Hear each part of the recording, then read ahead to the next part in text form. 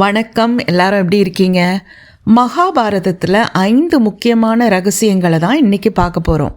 காணொலியை கடைசி வரைக்கும் பாருங்கள், கண்டிப்பாக சுவாரஸ்யமாக இருக்கும். நீங்கள் வீடியோவுக்கு இன்னும் சப்ஸ்கிரைப் பண்ணலைன்னா கண்டிப்பாக சப்ஸ்கிரைப் பண்ணுங்கள். இப்போ வீடியோக்குள்ளே போகலாம். எல்லா சமூகத்துலேயுமே கதை சொல்கிறதும் கதை கேட்குறதும் காலகாலமாக இருக்கிற ஒன்று. சின்ன வயசில் நம்ம தாத்தா பாட்டிக்கிட்ட கதை கேட்டு தான் நம்ம வளர்ந்துருப்போம்.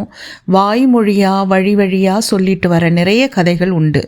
இதில் புராண கதைகள், இதிகாச கதைகளும் அடங்கும் இல்லையா? ராமாயண மகாபாரத கதைகள், அதனுடைய கிளை கதைகள், அதெல்லாமே நம்ம நிறைய கேட்டு வளர்ந்துருப்போம். நிறைய கதைகள் நமக்கு சின்ன வயசில் கேட்கும்போது ஒரு ஃபேண்டசி மாதிரி இருந்தாலும் வளர வளர அதில் பல கேள்விகள் நமக்கு எழும். நம்ம லாஜிக்கலாக திங்க் பண்ண ஆரம்பித்ததுக்கப்புறம் சில விஷயங்களை நம்ம மனசு ஏற்றுக்க மறுக்கும். உதாரணமாக, ராவணனுக்கு 10 தலை, அது எப்படி சாத்தியம்? மகாபாரதத்தில் காந்தாரிக்கு எப்படி 100 பசங்க இருக்க முடியும்? இப்படியெல்லாம் பல கேள்விகள் நமக்குள்ளே எழுந்திருக்கும். இருந்தும் வழி வழியாக இந்த கதைகளை நம்ம அடுத்தடுத்த தலைமுறைக்கு சொல்லிக்கிட்டே தான் இருக்கோம். அது ஒரு ட்ரெடிஷன்னு கூட சொல்லலாம். கதைக்குள்ளே போகிறதுக்கு முன்னாடி நம்ம ஒன்று நினைவுபடுத்திக்கலாம். அந்த காலத்தில் நம்ம முன்னோர்களுக்கு பிரதானமாக இருந்தது வீடு பேர், அதாவது முக்தி தான். மதங்கள் எல்லாம் வரத்துக்கு முன்னாடியே அவங்களுக்கு முக்தியை நோக்கிய பயணமாக தான் இருந்துச்சு. இதுக்கு சான்றா கீழடி அகழ்வாராய்ச்சியில் கூட நம்ம பார்த்துருப்போம். எந்த கடவுள் சிலைகளும் கிடைக்கல அங்கே இல்லையா? அவங்களோட வாழ்வியல் முறையே முக்தியை நோக்கிய பயணமாகத்தான் இருந்துச்சு. உணவு தொடங்கி அவங்க கொண்டாடிய திருவிழாக்கள் வரை எல்லாமே வீடு பேறு அடைவதன் நோக்கமாக தான் இருந்துச்சு.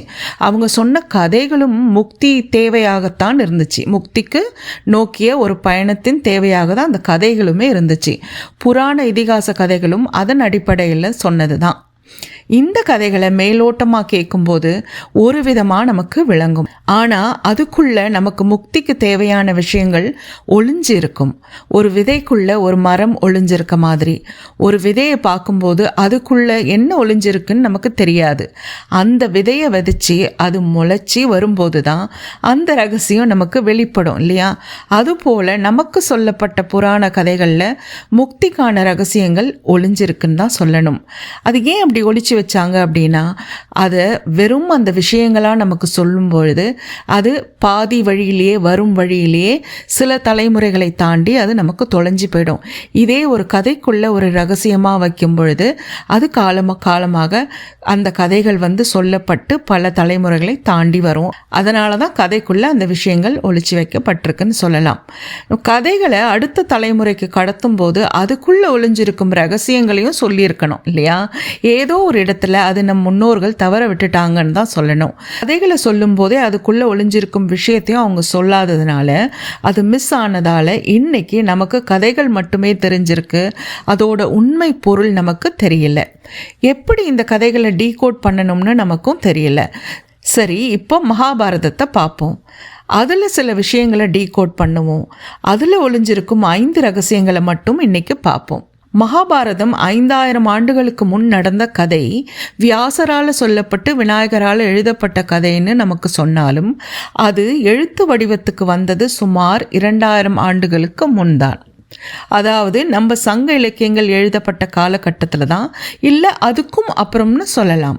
அது வரைக்கும் இது வாய்மொழியாக சொல்லப்பட்டு வந்த கதை. பிறகு அது எழுத்து வடிவம் பெறுது. தமிழில் 14ஆம் நூற்றாண்டில் தான் வில்லிபுத்தூராரால் வில்லி பாரதம்னு மகாபாரதம் எழுதப்படுது. மகாபாரதம் குரு ராஜ்யத்தில் நடக்கிற ஒரு கதை. இந்த கதை உங்கள் எல்லாருக்குமே தெரிஞ்சிருக்கும். நம்ம என்ன பண்ணலான்னா, இந்த காணொலிக்காக விசித்திர வீரியனுடைய மகன்களிலிருந்து ஆரம்பிக்கலாம். ஏன்னா இன்றைக்கி நம்ம பார்க்க போகிற ரகசியங்கள் இங்கிருந்து தான் தொடங்குது. இங்கே பார்க்குற மாதிரி விசித்திர வீரியனுக்கு 2 பசங்க, திருதராஷ்டிரன் மற்றும் பாண்டு. திருதராஷ்டிரனுக்கு கண்ணு தெரியாது. அவனுடைய மனைவி காந்தாரி. தன் கணவனுக்கு கண்ணு தெரியாது அப்படிங்கிறதுனால அவளும் தன்னோட கண்களை கட்டிக்கிறாள். 2 பேருக்கும் பார்க்க முடியாது. இப்போது இவங்களுக்கு 100 பிள்ளைகள் பிறக்கிறாங்க. கௌரவர்கள்னு சொல்கிறோம் இல்லையா, அவங்க தான். காந்தாரியோட சகோதரன் சகுனி. இவன் தந்திரம் சூழ்ச்சி செய்பவன். விசித்திர வீரியனுடைய இன்னொரு மகன் பாண்டு.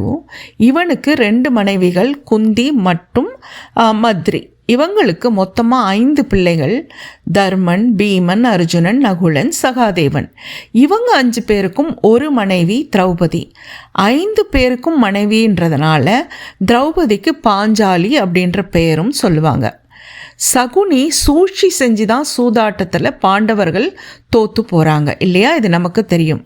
அப்போதான் திரௌபதியோட சேலையை கௌரவர்களில் ஒருவனான துச்சாதனன் துகிலுரியும் பொழுது கண்ணபிரான் வந்து காப்பாற்றுவதாக அந்த கதை போகும். ஸோ இது வரைக்கும் நம்ம பார்த்துட்டோம். இப்போ பார்த்த கதையில் தான் நான் சொன்ன வீடு பேருக்கான 5 ரகசியங்களை இப்போ நம்ம பார்க்க போகிறோம். டீகோட் பண்ணலாம். வீடு பேருக்கு முக்கியமான ஒன்று நமக்குள் நோக்கி பயணிப்பது, உள்நோக்கி பயணிப்பது தான் வீடு பேருக்கு முக்திக்கு முக்கியமான ஒரு விஷயம். அப்படி நம்ம உள்நோக்கி நம்மளை போக விடாமல் எது தடுக்குது அப்படின்னா நம் 5 புலன்கள். திருக்குறளில் அழகா ஐந்தவித்தான் ஆற்றல் அகல் விசும்பிலார் கோமான் இந்திரனே சாலும் கரி அப்படின்னு வள்ளுவர் சொல்லியிருப்பார். இந்த 5 புலன்கள் வெளிநோக்கி தான் செயல்படும். அப்படி தான் அவைகள் செயல்படணும். ஏன்னா பிழைப்பிற்கு இது வெளிநோக்கி தான் செயல்படணும். இது தேவை. வெளி உலகத்திலிருந்து வரும் ஓசைகளை நம் காது உள்வாங்கும், காட்சிகளை நம் கண்கள் உள்வாங்கும், உணவை நம்ம நாக்கு சுவைக்கும், வாசனையை நம்ம மூக்கு நுகரும், அப்புறம் தொடு ஸ்பரிசம் தொட்டு உணர்வது, இதெல்லாம் தான் 5 புலன்கள். இந்த புலன்கள் எல்லாம் வெளியிலிருந்து விஷயங்களை வாங்கி உள் செலுத்துவது மட்டும்தான் அவைகளோட வேலை. இது எல்லாத்தையும் அனுபவிக்கிறது நம்ம மனசு தான். ஒரு காட்சியை கண் உள் செலுத்தினாலும் அது அழகாக இருக்கா இல்லையா அப்படின்றதெல்லாம் முடிவு செய்கிறது நம் கண்கள் அல்ல, நம்ம மனசு தான் ஜட்ஜ் பண்ணுது. ஆஹா இந்த பூ ரொம்ப அழகாக இருக்கே, இல்லைன்னா இந்த நிறம் எனக்கு பிடிக்கலை அப்படின்னு முடிவு பண்ணுறதெல்லாம் நம்ம மனசு தான். 5 புலன்களிலிருந்து வர அனைத்து விஷயங்களையும் ஜட்ஜ் பண்ணுறது நம்ம மனசு தான். இப்போ ஒரு பாவக்காய் நம்ம சாப்பிட்றோம். பாவக்காய்க்கு நம்ம நாக்கு சுவைக்கும் பொழுது இது கசக்குது, எனக்கு பிடிக்கலை, இனிமேல் இதை சாப்பிடக்கூடாது இப்படின்லாம் முடிவு பண்ணுறது நம்ம மனசு தான். சுருக்கமாக சொன்னால் நம்ம மனசு தான் பாஸ். நம்ம 5 புலன்கள் இந்த பாஸுக்கு வேலை செய்கிற வேலையாட்கள் அப்படின்னு சொல்லலாம். கூடுதலாக நம்ம மனசு நீரின் தன்மை கொண்டது.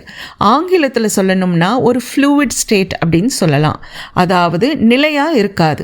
நம்ம மனசு அப்படி தான் இல்லையா, நிலையாக இருக்காது இல்லையா? கூடவே நம் மனசு பெண்மை தன்மை கொண்டது.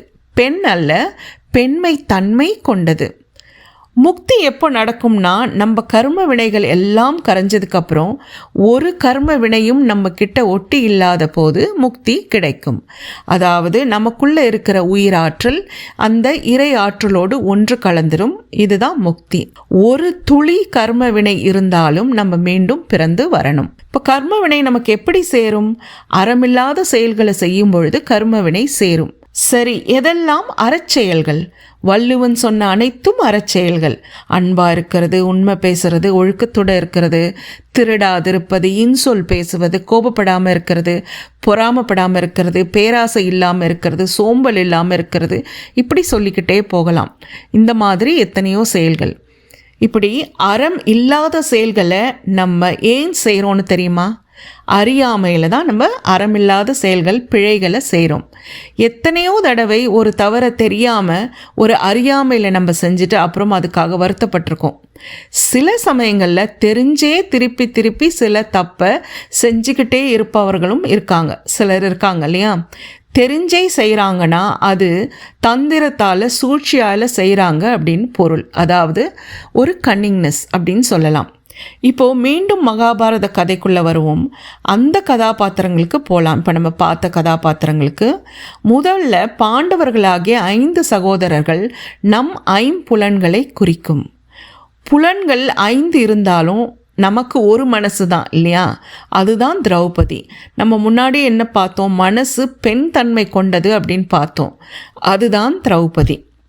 ஆங்கிலத்தில் சொன்னால் இன்னும் சரியாக இருக்கும். அவர் 5 senses are married to the mind அப்படின்னு சொல்லலாம். அடுத்து நமக்கு இருக்கும் அறியாமையை சொல்கிறது தான் திருதராஷனுக்கு கண்ணு தெரியாமல் காட்டியிருப்பது. அறியாமை என்பது இருட்டு, அறிவுடைமை என்பது ஒளியை குறிக்கும். Ignorance is darkness and wisdom is light. அறிவு தான் நம்ம வாழ்க்கையில் ஏற்றுற விளக்கு இல்லையா? அப்போது இருட்டு, அறியாமையை இருட்டை வச்சு குறிக்கிறதுனால திருதராஷ்டிரனுக்கு கண்ணு தெரியாது அப்படின்ற மாதிரி கதையில் காட்டப்பட்டிருக்கு. இந்த அறியாமையில் தான் நம்ம தவறுகளை செய்கிறோம். நான் முன்னாடியே பார்த்த மாதிரி சில சமயங்களில் தெரிஞ்சே சில தவறுகளை சிலர் செய்கிறதும் உண்டு. தெரிஞ்சே செய்வது தான் கண் இருந்தும் தன் கண்ணை கட்டிக்கிட்டு இருக்கும் காந்தாரியை குறிக்கும். இவங்க 2 பேருக்கும் பிறந்த 100 பிள்ளைகள், அதாவது கௌரவர்கள், நம்ம கிட்ட இருக்கிற நம்ம செய்கிற பல தவறுகளை குறிக்கும்.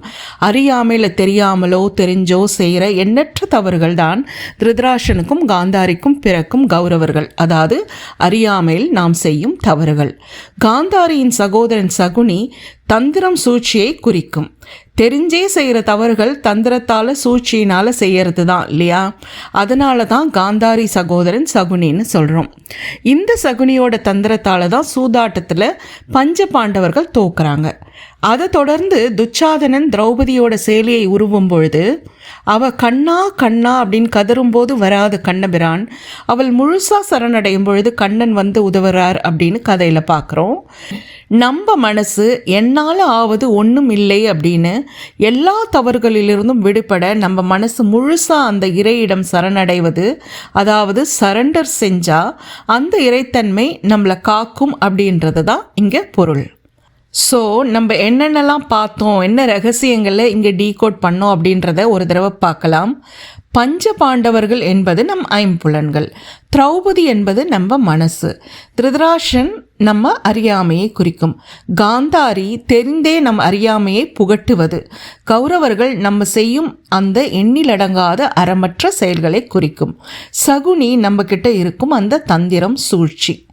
மகாபாரதத்தை ரொம்ப சுருக்கமாக தான் இங்கே பார்த்தோம். இதன் அடிப்படையில் நீங்களே இந்த கதையை டீகோட் பண்ணி பாருங்கள், ரொம்ப சுவாரஸ்யமாக இருக்கும். இங்கே பார்த்தது உங்களுக்கு பிடிச்சிருக்கும்னு நினைக்கிறேன். உங்களுக்கு கேள்விகள் எதாக இருந்தால் சொல்லுங்கள், கருத்துக்களை பதிவிடுங்க, லைக் பண்ணுங்கள், ஷேர் பண்ணுங்கள், சப்ஸ்கிரைப் பண்ணுங்கள். நான் உங்களை அடுத்த காணொளியில் சந்திக்கிறேன். நன்றி.